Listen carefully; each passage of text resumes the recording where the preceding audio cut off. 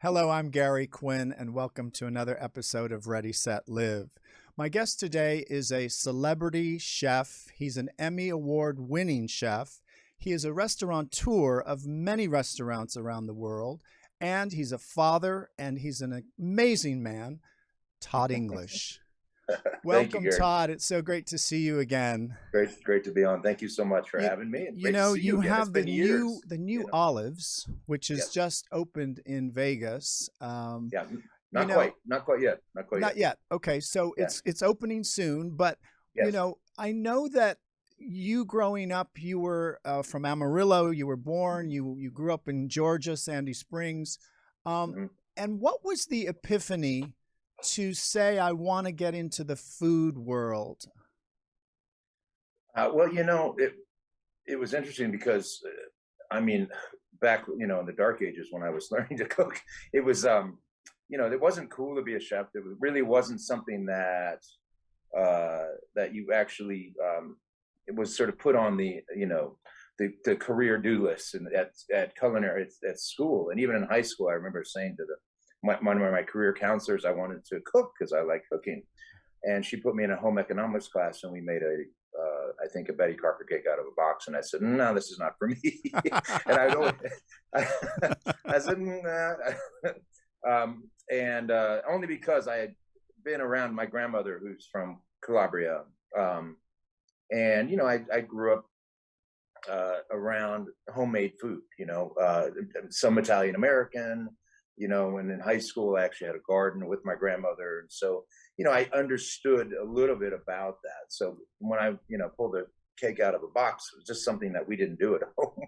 And so I guess the epiphany, I don't know if there was really that aha moment, other than when I finally wound up at the Culinary Institute of America. And I said, wow. This is what I'm going to do for the rest of my life. I just loved it. I immediately, gravitated to it. I mean, I had other things I was going to do in my life, but such as I've had a full scholarship for both soccer and baseball, and ended up getting hurt and started cooking again. And I said, maybe this is what I should be doing. And, you know, they didn't have the therapy and the way that the treatments in those days that they do now. So here I am. Wow. The rest is history. You know, and I haven't looked back, and I love every bit of it. It's, you know, even when I watch you on a lot of your shows or things that you've done, there's this passion, you know, that cooking is in your blood. And I think when you love something so much, it's not even work.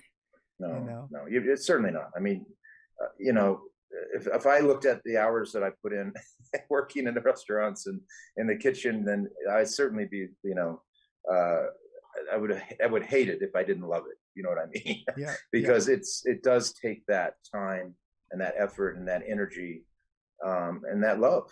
That's really what it is. It's 100%. You said it right. During this pandemic, I know we all shared the same experience of being in lockdown. Was there anything you learned that you wanted to live without during this pandemic? Well, I think what I learned, I learned how to sit still. And that was, I don't know if that's what I want to learn to live without or live with more of. You know, I'm kind of all over the place. I do a lot of things. I have a serious ADD, but, you know, I kind of got to know myself again. And I think, you know, and that took 30 to 60 days of feeling like, oh shit, what am I going to do? What's going to happen to my life here? And once I sort of got into that zen, and I happened to be hanging out in a very beautiful place in the hills of Ojai, California, which is a very spiritual place anyway. So I think that's something I got. It really got me back in touch with who I am and kind of reset my goals. I think I heard that from a lot of people. You know, as awful as it was for the world, there was something that I think we could take from it, you know, and I certainly did, you know. So I would say that would be the thing that I don't want to live without now. Okay, good. And you know what was so important? I think that everybody has revived or recalibrated their lives, and we really started to choose what is really important. And really, all that is important at the end of the day, Todd, is really love. Yeah. I mean, yeah. At the end of the day. A nice bottle of red wine and a great meal.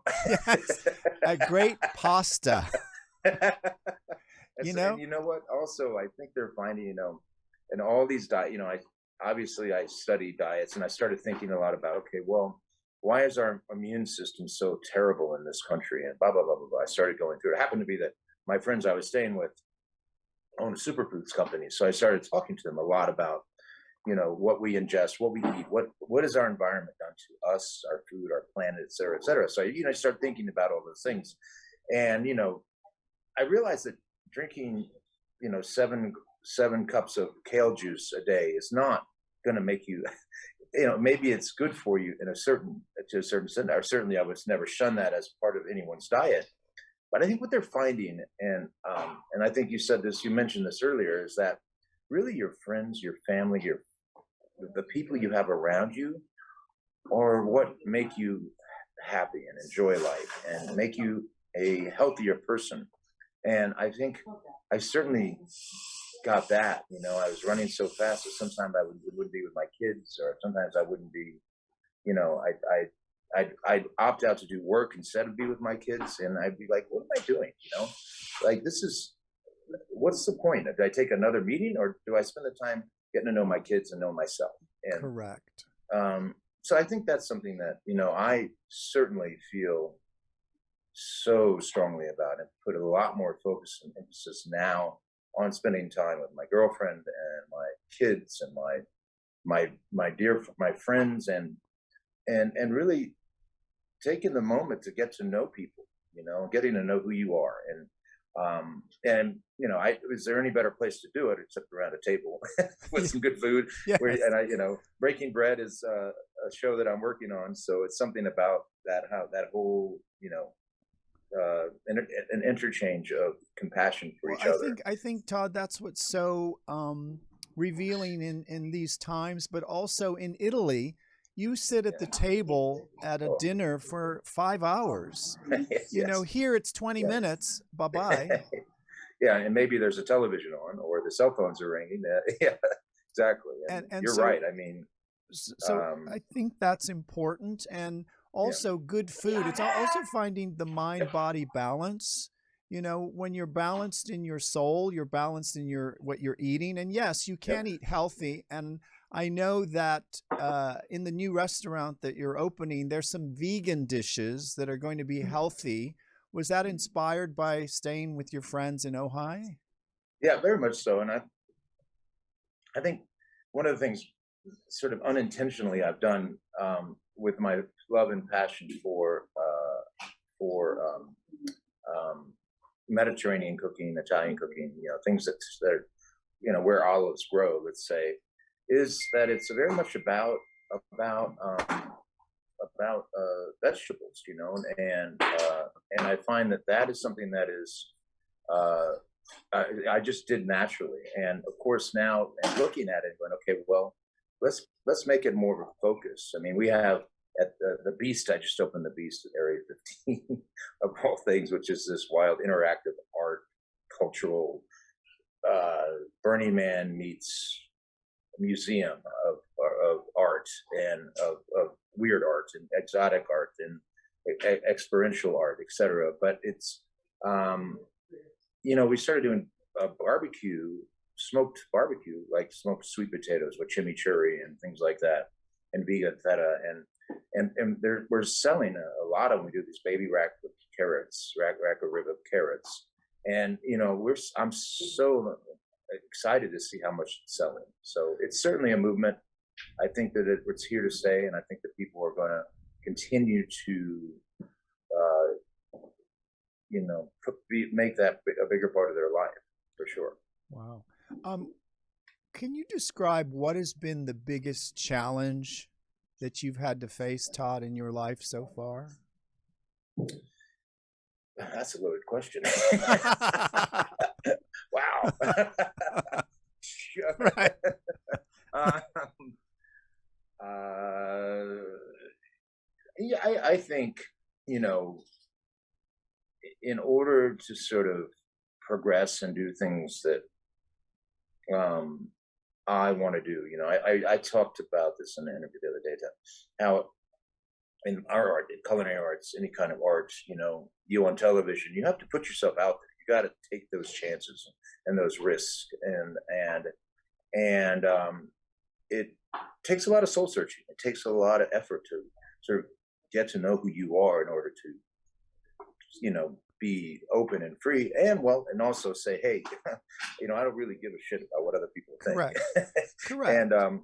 it's a hard thing to do, and I think that's probably been the biggest thing. Is I think that as you get older, one I think tends to be obviously a little more accepting of who you are and what your journey is, and understand who you are a little bit better. But certainly, I think that's probably one of the biggest things that I had to overcome just growing up in the childhood that I had, which was a little rough. And I just am in a really happy place now, and in a place that I feel as I continue to grow and explore and do things in this business that maybe I was afraid to do before, or I was not sure that I could get through it or do it. And now I'm like, what the hell? Yeah. You're not getting any younger. And I know, Todd, it's also, I think as you get older, everybody acquires wisdom and the trust in themselves. And sometimes we look at experiences, whether they were bad or they were good, that they were all just lessons.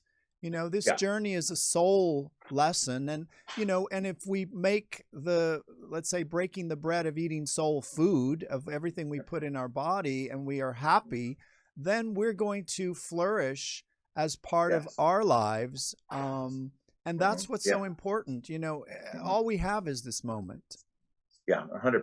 And I think, and I guess that, as you said, it comes with age and a little wisdom, and certainly a few knocks and dinks along the way, and certainly I've had a few of those along the way. And you wake up and you go, okay, now how do I not do that again?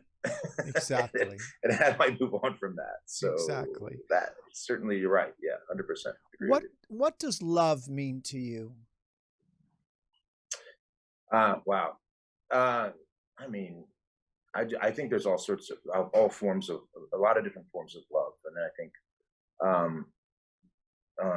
there's a love that you feel for your children that I don't know how you describe. Maybe sort of the deepest form of love that I've ever experienced.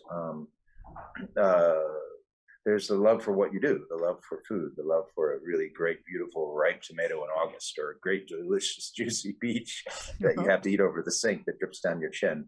There's a love like that, and obviously love in the sense of your mate, your soulmate, your person that is your partner, and like I finally found that person, that partner in my life that is my soulmate. And it takes, like you said, a few knocks at that, and sometimes you think you find it, and sometimes you may never find it. I don't know, but I think getting to know who you are helps you find that. And so Absolutely. Loving yourself is another huge thing that is very hard to learn, depending on what environment you're brought up in, how you're raised, etc. I think that probably is the hardest thing to understand and to wrap your arms around, so to speak. Wrapping your arms around yourself and feeling that compassion and love for yourself certainly makes the day go by a lot better, and makes, I think, you feel better and makes you a better person. Absolutely. Do you have any fears left in yourself now? Well, then I look at different types of fears too. Like I look at the stratosphere and these people jump off on bungee cords. So that is something that I don't need to do. Exactly. I have fear of heights. I mean, I don't need to be jumping off of a perfectly nice building with a rubber band attached to my leg. It's not something I'm going to do. Absolutely, there's certain things in my life that I want to still do, and you know, I had for years I had incredible stage fright, and I would have to push really hard through that to get up and do things, I mean, where I was, whether I was filming my food trip show, doing live demos in front of hundreds or thousands of people,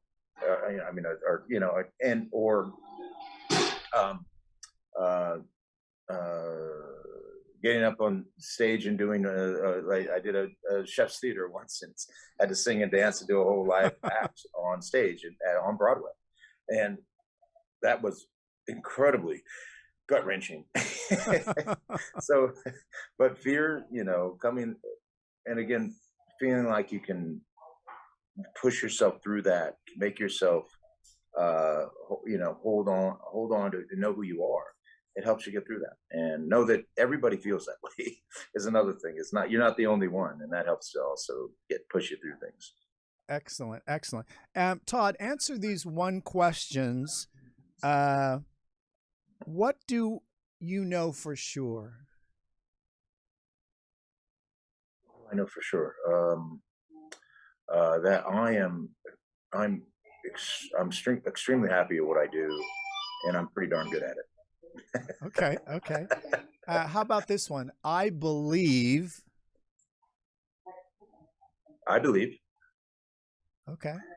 I believe that there's really good in most people, and I believe that we will find a way to be a more passionate and compassionate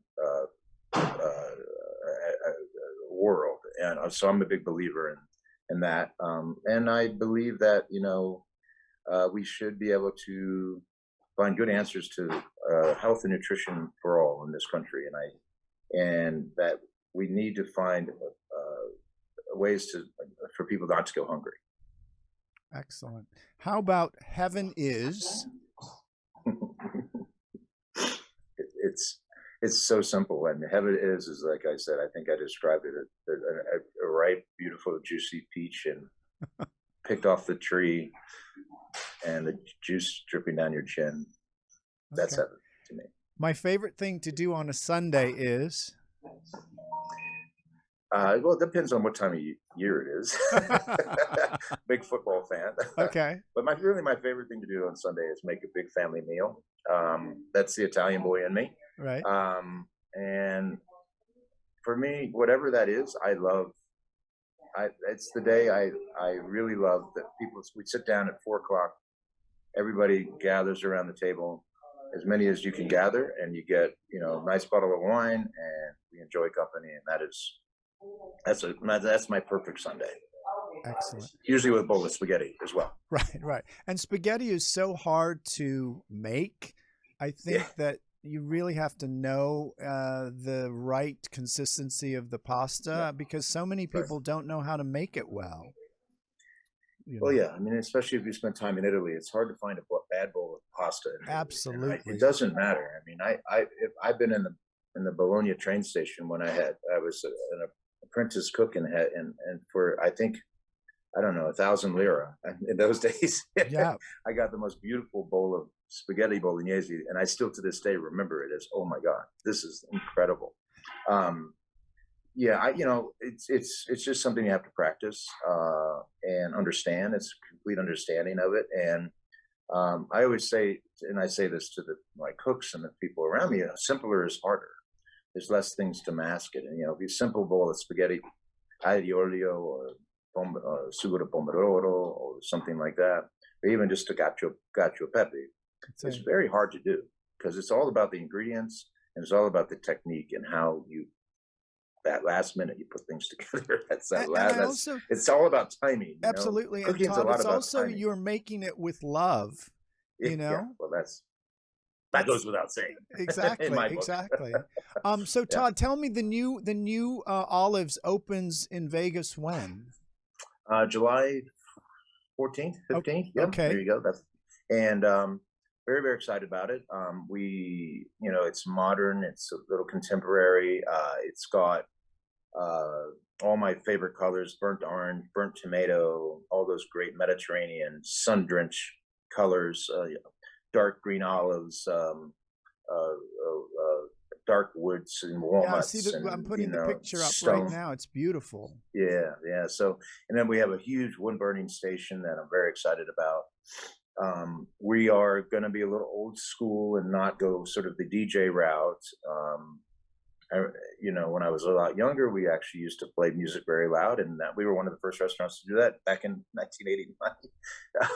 And so I couldn't listen to Gypsy Kings anymore, although I love them, but it was enough. It's like, turn them off. It's too loud. And I've been interviewing and auditioning jazz and piano, and so we're going to go a little bit with that sort of old school entertainment element to the restaurant, and with a little bit of Italian, flair in there as well. And we'll just put that on and see how it goes. I really feel, I want it to feel grown up, and I want it to be good, simple, delicious food that we Mediterranean and some of the classic things we've been doing for years, and yet with a bit of a modern feel and modern touch. And the new vegan dishes. And yes, a lot of vegan. I mean, a lot of vegetarian things. So we're going to have a whole big. We have always done a lot of vegetarian stuff. So I think that's not going to be something that you'll if you are coming in, you are vegan or you are vegetarian, we'll have lots of options for you.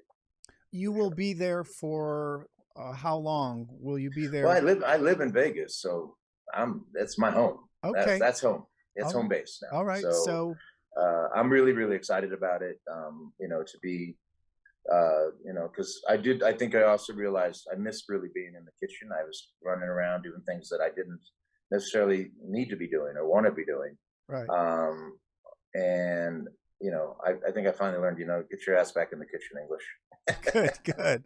Excellent. Well, I will definitely come and visit you and have book a table there. And I want you to know that you are a incredible light, and I think the best is yet to come for Todd English. I think that this is your new chapter opening up.